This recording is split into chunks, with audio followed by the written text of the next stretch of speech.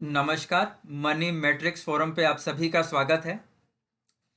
आज हमारा जो विषय है वो कोरोना की जो हमारी श्रृंखला है उसी से जुड़ा हुआ एक तीसरा विषय भी है और साथ में एक नई घटना के जन्म से जुड़ा हुआ भी है जो हमारे जीवन को, हमारे समाज को या फिर पूरे ग्लोब में जो अलग अलग देश हैं उनको भी प्रभावित करती है।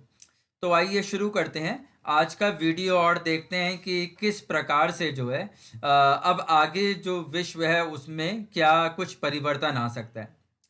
देखिए, मैंने आपको कोरोना की वीडियो में ही ये बताया था कि एक वुहान वायरस जिसका जन्म जो है अक्टूबर 2019 में हुआ और फिर उस वायरस का जो प्रभाव है वो वुहान से चाइना के अलग अलग क्षेत्रों में रहा और उसके बाद वो यूरोप में रहा और फिर भारत में रहा। और इस प्रकार से 2020-21 में हमने देखा कि किस प्रकार से जो एक वायरस है उसने हमारे समाज को, हमारे जीवन को कितना ज़्यादा प्रभावित करा। हमने वो सब घटनाएं देखी जिनका हमारे पास कोई पूर्व अनुमान नहीं था।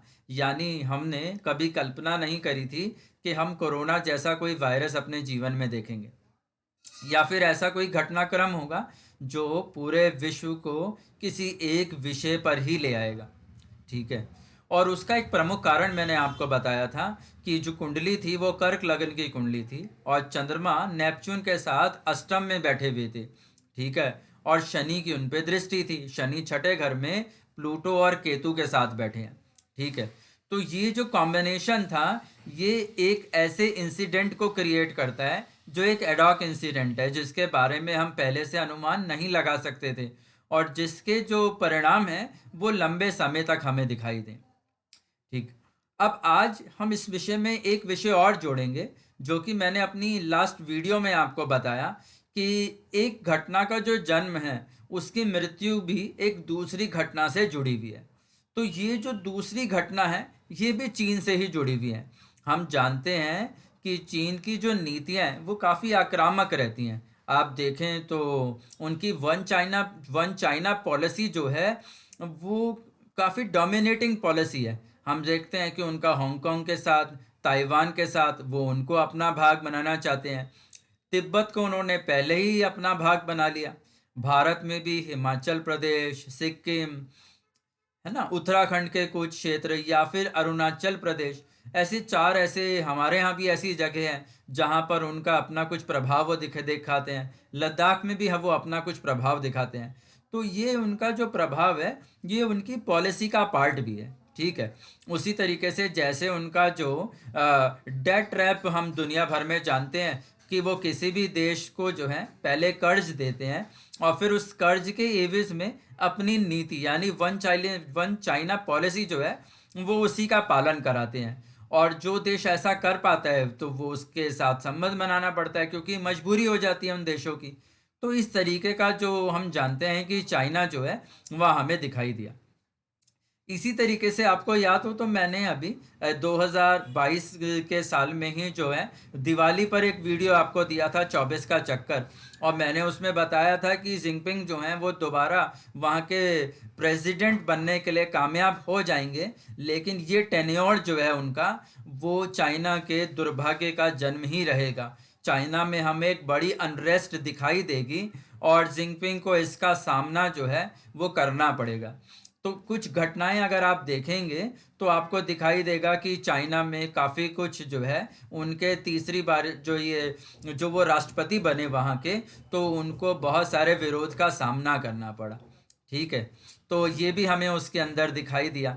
और हम जानते भी हैं कि भारत के साथ भी लद्दाख में भी, तवांग में भी ऐसे कई सारे क्षेत्र ऐसे हैं जहाँ पर चीन की जो पीएलए फोर्स है वो वहाँ पर अपनी आक्रामकता दिखाने की कोशिश करती है जिसे हमारी भारतीय सेना जो है वो बार बार परास्त करती है। अब ये सब घटना वृतांत मैं आपको इसलिए बता रहा हूँ कि आगे जो घटना का जन्म है वो भी इसी में से दिखाई देता है। देखिए कि जो कोरोना की मैंने आपको कुंडली बताई उसमें मैंने आपको बताया कि गुरु की महादशा, गुरु की अंतरदशा और शुक्र की प्रत्यंतर, केतु की प्रत्यंतर दशा है जो 18 दिसंबर 2022 से हमें दिखाई देती है और लगभग हमें 2 फरवरी 2023 तक दिखाई देती है। देखे जो केतु है ना, वो वृषभ राशि के को लॉर्ड है, ठीक है, उसके स्वामी है, वृश्चिक राशि के, ठीक है जी, माफ कीजिएगा, कि स्कॉर्पियो साइन जो है उसका, उसके को लॉर्ड है, ठीक है। और उस कुंडली में जो केतु हैं वो प्लूटो और शनि के साथ बैठे हैं छठे घर में, ठीक है। यानी कि वो किसी प्रकार से जो है एक शत्रु के प्रति षड्यंत्र की भावना रखते हैं, ठीक है, शत्रु के प्रति षड्यंत्र की भावना, ठीक है। एनिमी साइन में है ना, एनिमी जो जिनको भी वो अपना शत्रु मानते हैं। तो अब चीन के लिए शत्रु कौन है? चीन के लिए भारत वो एक शत्रु की तरह से है, चीन के लिए अमेरिका एक शत्रु की तरह से है, चीन के लिए ताइवान और जापान भी एक शत्रु की तरह से है। तो यह सब देश जो हैं उनसे हमें एफ्लिक्टेड दिखाई देते हैं। अभी हम देखें तो हमें अभी जनवरी 2023 में दिखाई देगा कि शनि जो हैं वो कुंभ राशि में आ जाएंगे। जब वो कुंभ राशि में आ जाएंगे तो जो हमारी 2019 वाली कोरोना की मूल कुंडली है वो वहां पर नेपच्यून के ऊपर आ जाएंगे और चंद्रमा के ऊपर आ जाएंगे। देखिए, शनि में और नेपच्यून में एक फर्क है। नेपच्यून परिवर्तन चाहता है, नेपच्यून का मतलब है किसी चीज को चेंज कर देना, शनि का मतलब है उसको रेसिस्ट करना, ठीक है। तो जब शनि और नेपच्यून एक दूसरे के ऊपर आ जाएंगे तो फिर एक विरोधाभास का जन्म होगा, एक चेंज क्रिएट होगा, ठीक है। और शनि को कुंभ राशि के अंदर राहु का नक्षत्र भी प्राप्त होगा, ठीक है, तो उसमें षड्यंत्र भी दिखाई देगा। तो वर्तमान जो दशा चल रही है वो दिखाई देती है कि उसके पीछे किसी षड्यंत्र का जन्म चल रहा है, किसी षड्यंत्र की प्लानिंग चल रही है। उसके पीछे जो स्पाइस रहते हैं, ठीक है, जो जासूस रहते हैं, उनका एक बड़ा नेटवर्क काम कर रहा है। तो आपको या हम सब भारतवासियों को इस चीज़ के प्रति सचेत रहना होगा कि चीन जो है वो किसी तरीके के जासूसी वाले काम को भारत के लिए प्रयोग तो नहीं कर रहा, तो वो हमारे लिए एक बड़ा विषय बन सकता है।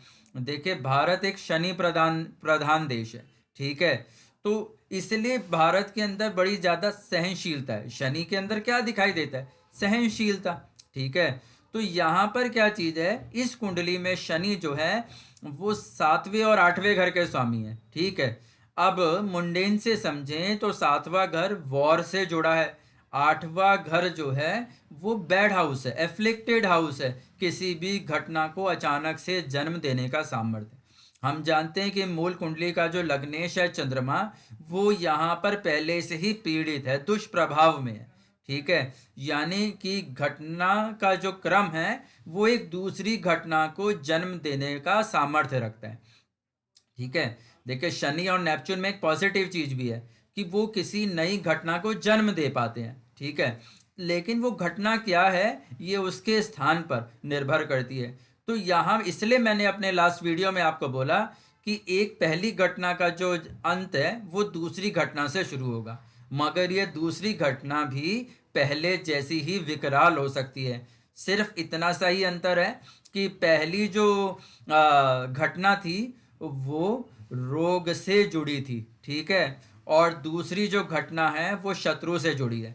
तो हमें भारत के प्रति शत्रुता रखने वाले देशों से पूर्णतः सचेत यहाँ पर रहना पड़ेगा, ठीक है, तभी हम बचा पाएंगे। क्योंकि मैंने आपको क्योंकि चंद्रमा जो है वो मासिस को भी, आम समाज को, आम लोगों को भी रिप्रेजेंट करते हैं। चंद्रमा जो है वो मातृभूमि को भी रिप्रेजेंट करते हैं, घर को रिप्रेजेंट करते हैं, या फिर हम कई बार उसे ग्रेवयार्ड का लॉर्ड भी बोलते हैं क्योंकि वो 4th हाउस के स्वामी है, ठीक है। तो यहाँ पर हमें बड़ी हैवी कैजुअलिटी होती हुई भी दिखाई दे सकती है, ठीक है। तो जो आगे घटना फरवरी से जुलाई के बीच में जन्म लेती है वो किसी तरीके के एक बड़े युद्ध को भी जन्म दे सकती है। तो हमें इस प्रकार की चीज़ों से सचेत रहना है कि यदि चीन की मंशा जो है उसमें कोई परेशानी आती है, ठीक है। देखिए, क्या है कि जब शनि कुंभ राशि में आएंगे तो उनके साथ सूर्य भी वहां पर हमें नजर आएंगे, ठीक है, और चंद्रमा भी नजर आएंगे। अब हम जानते हैं कि चंद्रमा तो कुंडली में लगन के स्वामी है, किसी भी, और लगन का स्वामी हमारे स्टेटस को रिप्रेजेंट करता है, तो यहाँ पर वो कंट्री के स्टेटस को रिप्रेजेंट कर रहा है, ठीक है। हम जानते हैं कि राहु मूल कुंडली के 12वें घर में बैठे हैं, 12वां घर हम नुकसान का कहते हैं। अब नुकसान लड़ने से भी होता है, इसलिए वो शत्रु से सामने, शत्रु से सातवां घर है, छठे घर से सातवां घर 12वां घर है। ठीक है, तो यहाँ हमें वॉर भी दिखाई देती है। ठीक है, हालांकि यहाँ एक बात ये भी है कि ये वॉर का परिणाम चीन के लिए कितना फेवरेबल रहेगा, इसके बारे में अभी जो है कुछ सटीकता से नहीं कहा जा सकता। हालांकि मैं आपको इसका वर्णन दे देता हूं कि अगर आप 1971 का अगर इसी तरीके के इवेंचुअल एस्ट्रोलॉजी से जुड़ा चार्ट देखें, तो पाकिस्तान ने भी जब एक हमने देखा कि 1971 की जो बांग्लादेश वॉर है उसको एक्सेलरेट करा और उसमें बांग्लादेश की जो मुक्ति वाहिनी है उसे दमन करने की कोशिश करी, तो भारत का उसमें बड़ा इंपॉर्टेंट रोल हमें दिखाई दिया, बड़ा इंपॉर्टेंट रोल दिखाई दिया। ठीक है, वहां भी हमने देखा कि वहां भी हमें चंद्रमा का प्रभाव दिखाई दिया। ठीक है, और नेपच्यून का प्रभाव दिखाई दिया, और शनि और सूर्य वहां से भी हमें गुजरते हुए दिखाई दिए। तो आप देख सकते हैं कि पाकिस्तान के लिए ऐसा निर्णय लेना कितना हानिकारक रहा कि उन्हें वेस्ट पाकिस्तान जो है वो छोड़ना पड़ा और वहां से जो है एक नए देश यानी बांग्लादेश का जन्म हुआ। ठीक है, तो अगर इसी प्रकार का जो प्रभाव है वो अभी भी बना हुआ है, और अगर चीन अब की बार इस तरीके की कोशिश करता है जो कि पाकिस्तान ने करी, तो ये भी एक संभावना है कि चीन को भी उसी प्रकार की कीमत जो है वो चुकानी पड़ सकती है। अब वो जो युद्ध है उसका, वो जिसको भी वो शत्रु मानता है वो उससे जुड़ा है। ठीक है, हालांकि क्योंकि शनि की इन्वॉल्वमेंट यहाँ पर दिखाई देती है, राहु की इन्वॉल्वमेंट दिखाई देती है, तो इसमें एक चीज ये जरूर दिखाई देती है कि अमेरिका और भारत दोनों इस लड़ाई के अंदर डायरेक्टली या इनडायरेक्टली मेजर स्टेक होल्डर हमें नजर आते हैं। ठीक है, तो अमेरिका को भी इस और अमेरिका में रहने वाले लोगों को भी इसके लिए बड़ा सचेत रहना चाहिए, और भारत में जो लोग रहते हैं उन्हें भी इसके अंदर बड़ा सचेत रहना चाहिए, ताकि ये जो घटना है वो हमारे जीवन को किसी भी तरीके से बुरी तरीके से प्रभावित ना करे। ठीक है, क्योंकि यहाँ पर जैसे ही शनि कुंभ राशि में जाएंगे तो इसका जो इफेक्ट है वो और तेजी से डेवलप होना शुरू हो जाएगा। ठीक है, क्योंकि अगर हम यहाँ पर देखें तो जैसे मैंने आपको बताया कि प्लूटो जो ग्रह है, ठीक है, जो मूल कुंडली थी कोरोना की उसके छठे घर में शनि, प्लूटो और केतु थे। देखिए प्लूटो के अंदर भी ना मंगल के समान गुण है। ठीक है, प्लूटो असैसिनेशन को क्रिएट करता है, एक बड़े वॉर के प्लान को क्रिएट करता है। ठीक है, और जो अभी का समय है उसमें प्लूटो भी मकर राशि में है, तो यानी मंगल का प्रभाव जो है वो वॉर के घर में ही है, सातवें घर में ही है, मारक भाव में ही है। ठीक है, और जो वर्तमान मंगल चल रहे हैं वो अभी कुंडली के 11वें घर में यानी बाधकेश के घर से गुजर रहे हैं। ठीक है, तो यानी वॉर जो है वो अभी भी यहाँ पर एक बड़ा विषय बना हुआ है। ठीक है, हमने यूक्रेन रशियन वॉर के बारे में भी प्रिडिक्शन करा और आपको बताया कि 24 फरवरी 2022 में वो वॉर शुरू हो सकता है, और वो 24 फरवरी 2022 को ही शुरू हुआ। ठीक है, आप देखें कि एक वॉर अभी खत्म नहीं हुआ और एक दूसरे वॉर का बैकग्राउंड डेवलप हो रहा है। ठीक है, तो यही मैं आपसे कहना चाह रहा था कि ये जो ट्रांजिट चल रहा है, इस ट्रांजिट के अंदर ऐसी अनेक घटनाएं हैं जो एक से दूसरे से जुड़ी हुई हैं। ठीक है, लेकिन यहाँ एक चीज जरूर दिखाई देती है कि यदि चीन इस तरीके की घटना में आता है तो फिर कोरोना भी जो है इस दूसरी घटना के रहते रहते ही खत्म हो जाएगा। ठीक है, या फिर उसके लिए और ज़्यादा साइंस जो है वो एडवांसमेंट ला चुका होगा, क्योंकि आठवां घर रिसर्च का भी है, शनि रिसर्च के भी कारक हैं, तो हमें और ज़्यादा बेटर मेडिसिन फ्यूचर में मिलनी शुरू हो जाएंगी, और ज़्यादा बेटर जो है उसका ट्रीटमेंट हमें मिलना शुरू हो जाएगा, या फिर हमें मालूम पड़ जाएगा कि चीन में भी ऐसा क्या घटनाक्रम था जिससे कि इस बीमारी का सृजन हुआ।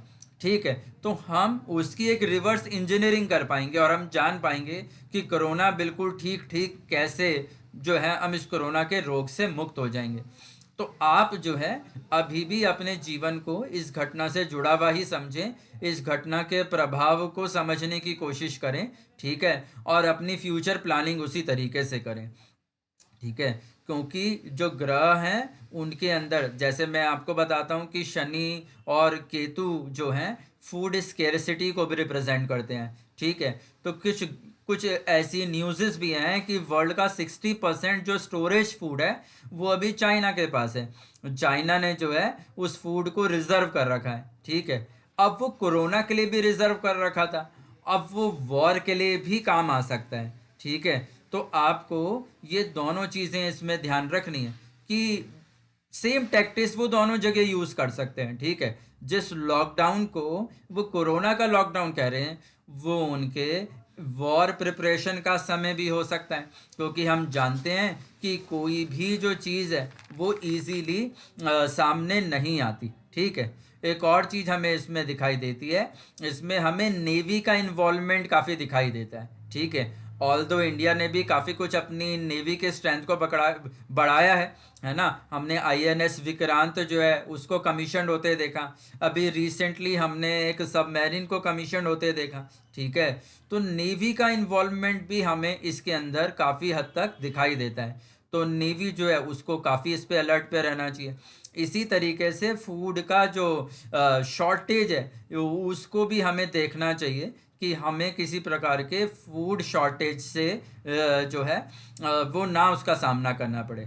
देखिए, शनि जो है वो प्लूटो के साथ जब तक रहते हैं तब तक वो काफ़ी आक्रामक हो जाते हैं, क्योंकि अभी वो 7वें घर में है कुंडली के, चंद्रमा पीड़ित है, शनि प्लूटो के साथ 7वें घर में है। प्लूटो और शनि मिलकर एक बड़े एक्सप्लोजन को जो है वो दिखाते हैं। अब बड़ा एक्सप्लोजन जो है वो किसी भी तरीके का हो सकता है। आज की तारीख में इतने सारे हथियार हैं, इतने सारी एप्लोसिव कैपेसिटी है कि वो अगर न्यूक्लियर ना भी हो तो भी बहुत सारे तरीके के जो हैं अभी वेपन्स हैं जो बहुत बड़ा एक्सप्लोजन करते हैं। तो हालांकि जनवरी तक ही ऐसी एक संयोग बनी हुई है, लेकिन फिर भी मैंने जैसे आपको बताया कि समय जो है वो एक घटना से दूसरे घटना में जाने का समय है, तो आप इन सब चीज़ों के लिए जितना सचेत रहेंगे उतना अच्छा है, ठीक है। अब यह घटना जो है वो हमारे भारत, यदि ये युद्ध हम भारत से जुड़ा ही मान लें, ठीक है, तब क्या रहेगा। तो देखिए, शनि जो है भारत के मुख्य कारक दिखाई देते हैं, ठीक है। भारत के हम देखते हैं कि हम हजारों सालों से एक जैसी परंपराओं का निर्वहन कर लेते हैं, ठीक है, क्योंकि शनि चेंज को रेसिस्ट करते हैं। तो हमारे यहाँ बहुत से ऐसे धर्म हैं जो आज भी वैसे ही चर्या फॉलो करना चाहते हैं जो 1000 साल पहले भी थी, ठीक है। तो शनि जब तक यहाँ पे अस्त रहते हैं उतनी संभावना हमारे लिए मुश्किल वाली रह सकती है। यानी जब सूरज भी शनि के साथ कुंभ राशि में आएंगे तो हमारे लिए परेशानी का कारण बन सकते हैं, ठीक है। और गुरु भी यहाँ पर हमें प्रभावित दिखाई देते हैं। तो यदि ये वॉर में भारत का इन्वॉल्वमेंट आता है तो हमें एक अधिक अत्यधिक बहादुरी दिखानी पड़ेगी, आप समझे। यानी कि ये वॉर जो है वो सरल वॉर नहीं होगा, ठीक है। उसमें बहुत बड़ा पराक्रम जो है वो दिखाना पड़ेगा, ठीक। भले ही चीन की निर्णय गलत हो, भले ही वो युद्ध में हार जाए, लेकिन उसका सामना करने का जो साहस है वो भी उतना ही बड़ा जो है वो दिखाना पड़ेगा, ठीक है। तो यहाँ पर जुपिटर की पोजीशन को भी काफ़ी स्ट्रेंथफुल करना पड़ेगा। तो हमें भी अपने फूड सप्लाई को, हमें अपने इन्फ्लेशन को, मेडिकल सप्लाई को बहुत ज़्यादा सिक्योर करना पड़ेगा, क्योंकि कुंडली में गुरु छठे घर के कारक भी हैं, ठीक है। रोग से जुड़े हुए भी हैं, एक्सीडेंट से जुड़े हुए भी हैं, 8वां घर है ना, तो 8वें घर का शनि जो है वो एक्सीडेंट से जुड़े हुए भी हैं। तो हमें हाई कैजुअलिटी के लिए काफ़ी कुछ प्रोविज़न करने पड़ेंगे, ठीक है, मेडिकल प्रोविज़न भी करने पड़ेंगे। तो उन सब चीज़ों को नज़रअंदाज नहीं करा जा सकता, ठीक है। जो पैरों में चोट लग सकती है, जो एक्सीडेंट, हड्डियों की बीमारी हो सकती है, स्किन के ऊपर प्रॉब्लम आ सकती है, उन सब चीज़ों के ऊपर हमें पूरा पूरा जो है उसका ध्यान रखना पड़ेगा, ठीक है। और अभी हम देखते भी हैं कि जो जो अभी कम्युनिकेशन चल रही है, ठीक है, जो बातचीत चल रही है वो चीन के साथ बहुत कुछ पॉजिटिव नहीं चल रही है ना, थोड़ी रैश वॉइस वाली बातचीत है। कितनी बार हम देखते हैं कि दोनों साइड के कोर कमांडर्स की मीटिंग होती है और वो मीटिंग जो है उसका कोई परिणाम नहीं निकलता, ठीक है, तो उसका एक ही अर्थ है कि जो संवाद हो रहा है, जो कम्युनिकेशन हो रही है, यानी मरकरी जो है काफ़ी कुछ एफ्लिक्टेड ही दिखाई दे रहा है। तो जब मरकरी एफ्लिक्टेड रहता है तो मंगल काफ़ी डोमिनेंट हो जाता है, मंगल का प्रभाव काफ़ी बढ़ जाता है, इसलिए युद्ध की संभावनाएं भी बढ़ जाती हैं। ठीक है, तो ये एक संभावना है। ठीक है, हालांकि चीन के साथ कुछ नहीं कहा जा सकता, क्योंकि चीन के साथ तो बहुत सारे देशों के संबंध सही नहीं है, जापान के संबंध सही नहीं है, ताइवान के संबंध सही नहीं है, हांगकांग उनसे परेशान है, तिब्बत के लोग भी उनसे बहुत परेशान हैं। ठीक है, अमेरिका के साथ भी उसके रिलेशन अच्छे नहीं है। तो चीन, क्योंकि इस कुंडली का जो मूल है वो चीन है, तो ये सारी घटनाएं जो हैं वो चीन से जुड़ी हैं। हम सिर्फ इसके भारतीय परिप्रेक्ष्य की बात इसलिए कर रहे हैं कि यदि उसके शत्रु का जो शत्रुता का जो उसके मन में भाव है वो भारत के प्रति हो, तो फिर हमें क्या करना चाहिए। ठीक है, तो यही इस आज के वीडियो का एक मूल पॉइंट जो था वो मैंने आपके साथ शेयर करा। ठीक है, तो देखते हैं कि ईश्वर ना करे कि हमें किसी प्रकार की ऐसी बड़ी मुसीबत या आफत में पड़ना पड़े, लेकिन यदि चीन की तरफ से ऐसा कुछ भारत के प्रति हुआ तो फिर भारत में भी पराक्रम दिखाने वाले लोगों की कमी नहीं है ना। और हम लोग तो किसी भी तरीके की परिस्थिति जो है उसका सामना करने के लिए महाभारत काल से ही तैयार है ना, क्योंकि भगवान कृष्ण ने हमें यही संदेश दिया कि जब युद्ध आ जाए तो फिर युद्ध ही जो है वो मूल कर्तव्य है, और उसके परिणाम की तरफ हमें नहीं देखना चाहिए। तो चलिए आज के वीडियो को यहीं विराम देते हैं। सभी को धन्यवाद।